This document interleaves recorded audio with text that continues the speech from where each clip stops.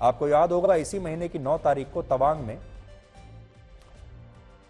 भारत और चीन के सैनिकों के बीच एक हिंसक झड़प हुई थी, जिसमें हमारी सेना का एक भी जवान शहीद नहीं हुआ था। यह बड़ी अच्छी बात थी और तब हमने बड़े गर्व से सबको ये बात बताई थी कि हमारे यहां किसी भी जवान की जान नहीं गई। अब कल्पना कीजिए कि अगर उस संघर्ष में अगर हमारे 16 जवान शहीद हो जाते तो क्या होता। तो पूरा देश इस घटना से हिल जाता, शोक में डूब जाता, विपक्षी दल सरकार के खिलाफ सड़कों पर उतर आते, मीडिया भी यही कहता कि हम चीन से पिट गए, और ऐसे में भी लोग कह रहे हैं कि हमारी चीन से पिटाई हो गई, तब क्या करते। लेकिन आज सिक्किम में हुई एक सड़क दुर्घटना में भारत के 16 जवान हथियार उठाने से पहले ही शहीद हो गए और इस घटना पर कोई शोर नहीं मच रहा। यह घटना सिक्किम के जिस इलाके में हुई है उसे जेमा कहते हैं और यह इलाका LAC से सिर्फ 30 किलोमीटर दूर है।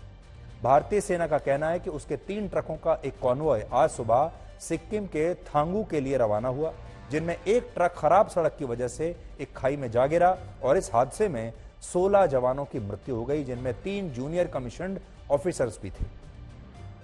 प्रधानमंत्री मोदी और रक्षा मंत्री राजनाथ सिंह ने भी इस दुर्घटना पर दुख जताया है और घायल सैनिकों के जल्द स्वस्थ होने की कामना की है।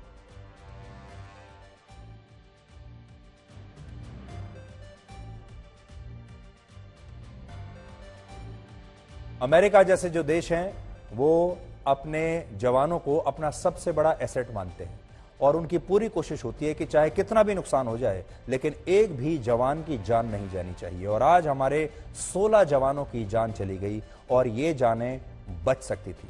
हमारा ये कहना है कि इस तरह की दुर्घटना को हर कीमत पर रोका जाना चाहिए था और इसके लिए भारतीय सेना को और भारत सरकार को जो भी करना पड़े उन्हें करना चाहिए।